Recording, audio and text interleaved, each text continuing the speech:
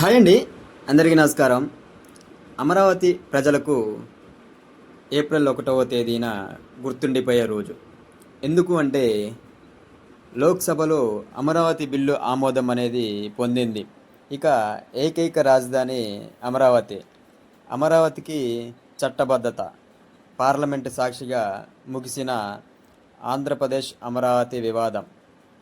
ఆంధ్రప్రదేశ్ పునర్విభజన సవరణ bill 2026, reorganisation bill 2026. ఈ బిల్లు ఏప్రిల్ 1వ తేదీన లోక్సభలో వాయిస్ ఓటు ద్వారా ఆమోదమైతే పొందింది. మార్చి 28వ తారీఖున ఆంధ్రప్రదేశ్ ప్రభుత్వం శాసనసభ ద్వారా చేసిన తీర్మానం మేరకు కేంద్ర ప్రభుత్వం ఈ సవరణను పార్లమెంట్లో ప్రవేశపెట్టింది.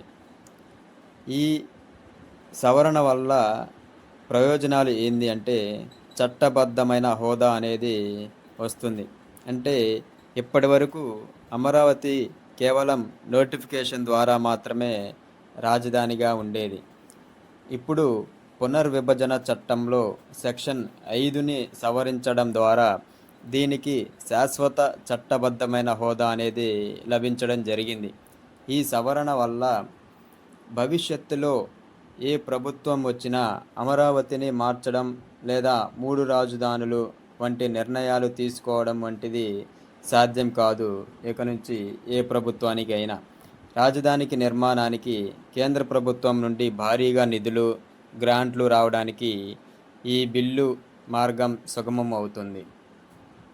ఇక ఈ బిల్లుకు సంబంధించి లోక్సభలో అదేవిధంగా ఎవరెవరు సపోర్ట్ చేశారు, ఎవరెవరు అపోజ్ చేశారు అనేది చూస్తే ఈ బిల్లుకు అధికార పక్షంతో పాటు కాంగ్రెస్ కూడా మద్దతు అయితే ఇవ్వడం జరిగింది. ఇక వైసీపీ మాత్రం ఈ బిల్లుకు ఎటువంటి యూజు లేదు అమరావతికి అనేసి చెప్పి లోక్సభలో వాకౌట్ అయితే చేయటం జరిగింది. ఇక కేంద్ర మంత్రి పెమ్మసాని చంద్రశేఖర్ గారు మాట్లాడుతూ 29,000 మంది అమరావతి రైతులు 34,000 ఎకరాలను భూమిని ల్యాండ్ పూలింగ్ కింద ఇచ్చిన రైతుల నమ్మకాన్ని నిలబెట్టింది ఈ బిల్లు అనేసి అయితే చెప్పడం జరిగింది.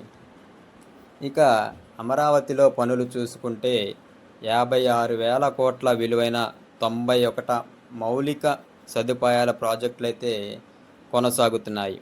ఈ బిల్లు ఆమోదంతో అంతర్జాతీయ పెట్టుబడులు, కంపెనీలు అమరావతికి రావడానికి మార్గం సుగమం అవుతుంది. ఇప్పుడు మీరు చూస్తున్నది మాత్రం అమరావతి రాజధానిలో పనులు ఏ విధంగా జరుగుతున్నాయి అనేసి అయితే ఈ వీడియోలో మీరు చూస్తున్నది మొత్తం అమరావతి క్యాపిటల్కి సంబంధించిన విజువల్సే.